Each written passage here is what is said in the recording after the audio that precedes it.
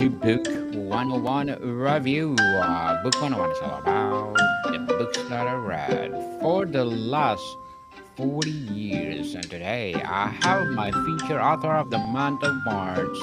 She is award winning and best selling author, no other than Miss Angela Henry. Hi, Daniel. Welcome to Book 101 again for the second time around, Miss Angela.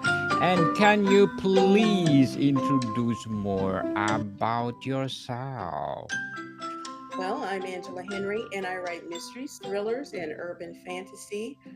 My most recent book is The Family Lies, which is a twisty domestic thriller, and I'm happy to be here. Thanks for having me again, Daniel. Yes, thank you so much for being part on Book 101 review. So, Miss Angela, what is the inspiration behind your first book? And did you ever imagine that would become a bestseller? Okay, now when you say my first book came out 20 years ago. So are you talking about my first book or just my very first book for 20 years ago? Either of the two. Okay. I can Well, my accept it. my very first book came out in 2005. So this year marks my 20th anniversary as a published author. And the reason why I wrote it is because I love mysteries, but I wasn't really seeing mysteries with people featuring people that look like me, people of color, Black people, African American.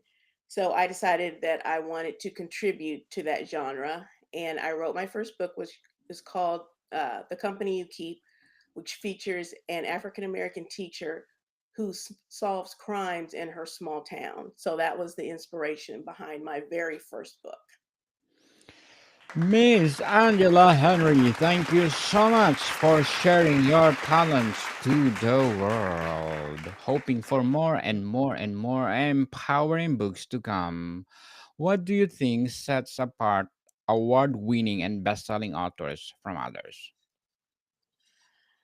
I don't. I think it can be a lot of things. There are a lot of genres that are more popular than others, like say romance tends to sell very well. Thrillers tend to sell very well. Um, so I think it depends on what you write in and what resonates with the readers, because it can be very well written book. Um, Marketing is also a big deal because if readers don't know about your books, no one's going to buy them and they're not going to be best selling. So marketing, writing in a popular genre, and just connecting with their readers, I think set best-selling and award-winning authors apart.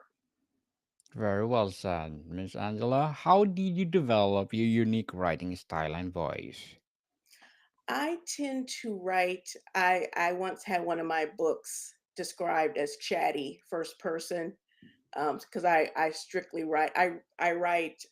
My earlier books are mostly written in first person, but my more recent books are written in multiple point of view that go back and forth from first person to third. And I think that's kind of my style. I think I excel at first person narration for my books. That's what I'm kind of known for. That'd be awesome. So, what is the most important element of a book that captures both critics and readers? That's kind of a hard question because, it's so subjective. And, there have been books that I have really loved that others did not care for, and vice versa. So every reader is bringing their own lived experience to what they read. So, you may have someone that picks up a book that just triggers something traumatic that happened to them, and they just can't really, they may not like it, and others may embrace it because it inspires them. It just all depends. It's just so subjective. I can't really say one thing or the other, but I think the books that really do well have a combination of what I talked about earlier. They're grabbing the reader, and then they also have a good marketing push. Certainly. So let's talk about awards and recognition. How did it feel to win your first literary award? It felt amazing. The first award I ever won, there was a popular African American magazine here in the States called Ebony Magazine, and I entered a short story in that. They had a literary award competition. They used to have it every year. I don't think they've had it for a while now, but I entered a short story into that and won an honorable mention. And that felt amazing. I remember I was at work and one of the editors from the magazine called me and told me that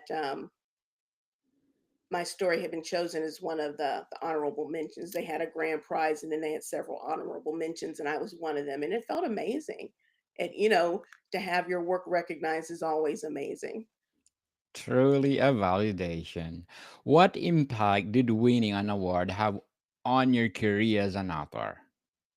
Well, it was something that I could, when I was querying agents, literary agents, and publishers, it was something that an accomplishment, an achievement that I could put in my query letter to say that I won that award. So it was very positive for my author career. It gives you a lot of credibility since it was such a popular magazine. Certainly. Do you believe awards are essential for an author's credibility or commercial success more important?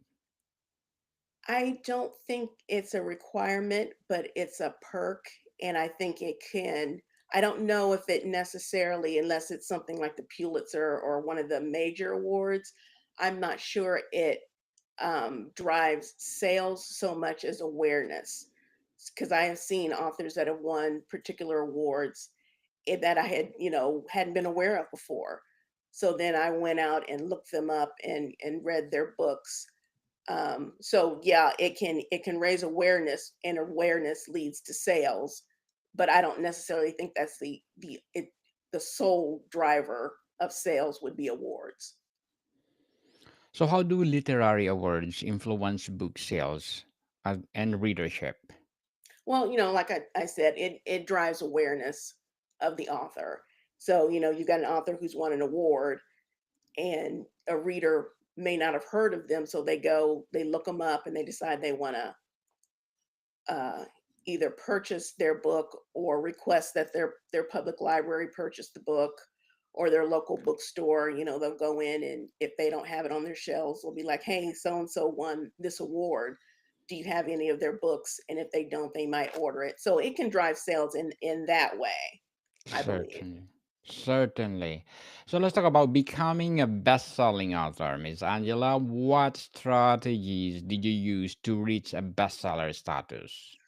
Well, that was, I think, mostly down to my publisher. My publisher has certain marketing strategies that they use for all of their books. So, I write for a publisher called Storm Publishing, and they do a lot of pricing promotions that help push their books, into the bestsellers list. Also, I'm on TikTok. TikTok is huge for book sales and awareness. I've been on there for probably about 3 or 4 years now, and I don't have a huge following, but I do have a pretty engaged following. And when I post about my books, I do notice a bump in my sales. So I think That's social awesome. media, advertising, pricing strategies, they all work together to help boost books up the bestseller list. Certainly. How important is branding for a book success? I think it's important. I think readers need to like to know what they're getting when they, read a certain author. Like certain authors are known for, their rom-coms, uh, their thrillers. You hear certain author's name and you're going to get, really spicy romance, or you're going to get um a thriller with a big twist at the end. So yeah, branding is important for reader awareness, so readers will know what they're getting when they hear your name. But in the case of someone like me, I write in multiple genres. So it can be kind of hard if you're not writing in one genre. So Certainly. So, Miss Angela, what role do book reviews and reader feedback play becoming a best-selling author? I'm not sure how much reviews count towards sales. I think that's kind of open for debate about reviews. I mean, if I go on Amazon and I see a book has a ton of reviews, um, it all depends. Because even if they're bad reviews, my it piques my curiosity and I want to know if they're right. So I may read it if it's got bad reviews or not. So it's kind of up in the air with how influential reviews are for some readers. But I do know one thing. I kind of went through a phase where I stopped reading my reviews because I don't feel like reviews are for authors. Reviews are for other readers who are going to read the book. I've already written it, and usually by the time a book comes out, you got another one in the pipeline. You've moved on. So anything that a reader thinks might be wrong with your book, if you can't please everyone, you can't get wrapped up in bad reviews. You just have to keep moving, pushing forward. So reviews are for readers, not so much for writers. True. So, how do you sustain long-term success as a best-selling author rather than just one-time hit? That's hard. It's kind of hard to sustain. Um, I think every author has their books, especially if they have several books out. They have their books that have done well, and then maybe their next two or so haven't done as well. And it's always kind of, I think if you have a series, like I do have a series, it's kind of easier to do that momentum, you know, to from book to book. I think it's a little harder to sustain when you have standalone books because there's not a lot of crossover between, you wrote one thriller, you write it, it's about something completely different. Sometimes the readers will follow you to the next book, and sometimes they don't. It's just all really just a crapshoot. Definitely. Very well said, Miss Angela. Very well said. So let's go to the challenges and lessons. What were some of the biggest challenges you faced on your journey to literary success?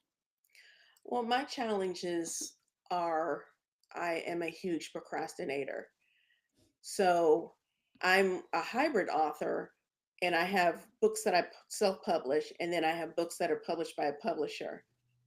When I have an editor who's cracking the whip and giving me deadlines that I have to meet, I'm a much better and prolific writer because I write better under a deadline.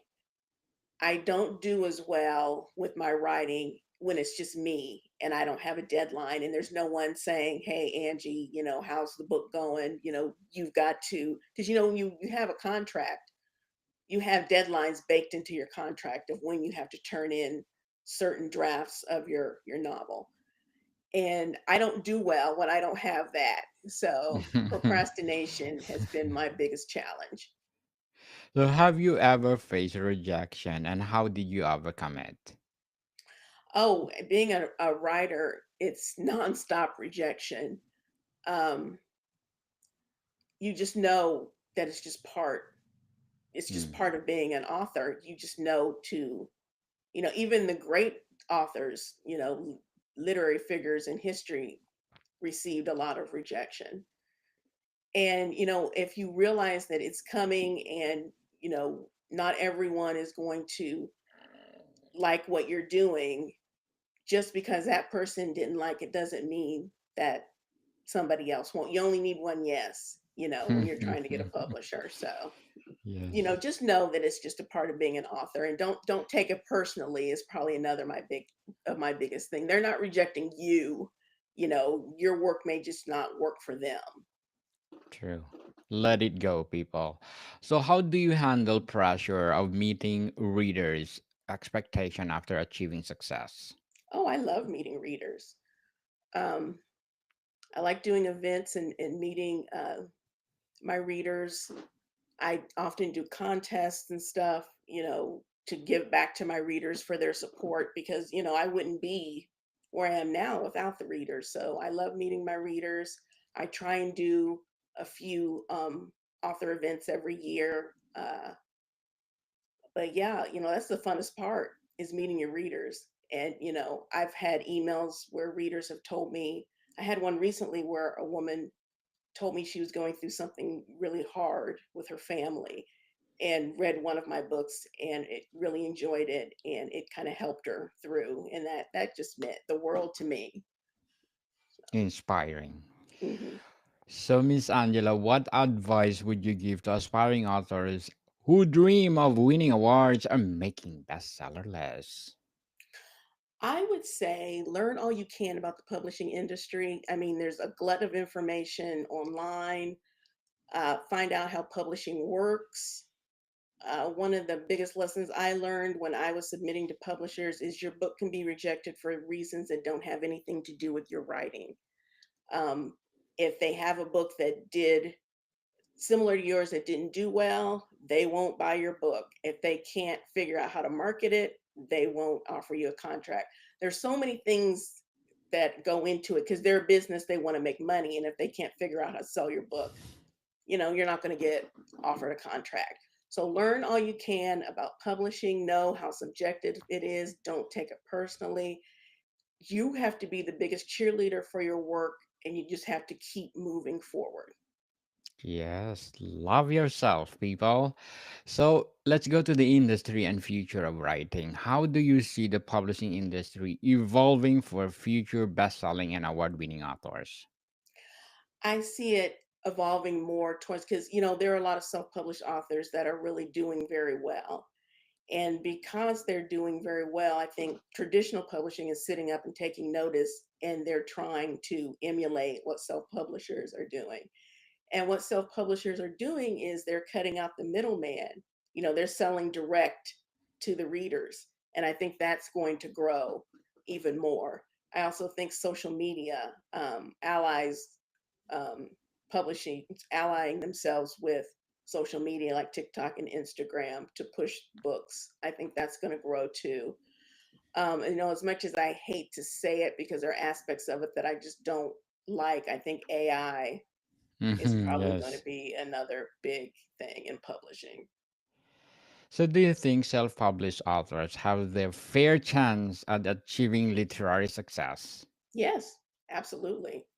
Absolutely. Because, traditional publishers, they don't really speak directly to the readers. They're trying to sell to bookstores and libraries and those kinds of places. They aren't as good about connecting directly to the reader that self-publishing authors can do. Definitely. So, Miss Angela, what would be your short term and long term goals in writing?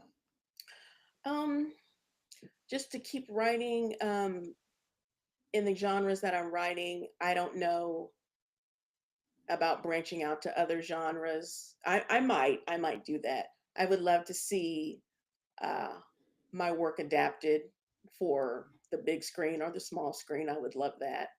I'd like to start writing screenplays and just keep doing what I'm doing. Yes, and go for it. How important is adaptability in writing world, especially with the changing trends and digital media? Um, I think I think there's a lot of pressure on authors, especially when it comes to social media, to just be kind of everywhere. And I think if you just pick a couple of places to focus on, like with your marketing, um, your writing is going to be the most important thing. But if you just pick maybe a couple of places to focus on for your marketing, I think, you can do really well. Certainly. So, Miss Angela, before we wrap up our discussion for today, I'm inviting you to please do listen to my other podcast, Food 101, in its fifth season, people, fifth season with Chef Alessandro, one of his specialty chef in one of the five-star hotel in downtown Toronto. Please do listen to our latest episode. We are reading our letter senders all over the world. So, Miss Angela, how do you hope your books and achievements will contribute to the literary world? Well, there aren't, when I first started, there weren't a lot of African American mystery and thriller writers, and I'm happy to say that that's changing. There are more and more now, and I just hope that my books can contribute to that and people can see themselves in my books and just continue to enjoy them. Definitely enjoy them and looking forward for more and more and more award-winning and best-selling books. So, Miss Angela, can you please invite our listeners to support all your books? Please support my books. You can find them on Amazon, and you can find out more information about me and my books at angelahenry.com. Yes, people, support Miss Angela Henry because if you support her, as I said, more and more award winning and best selling novels to come. So, Miss Angela, thank you for your time. Well, thank you for having me. More to come, people. See you soon.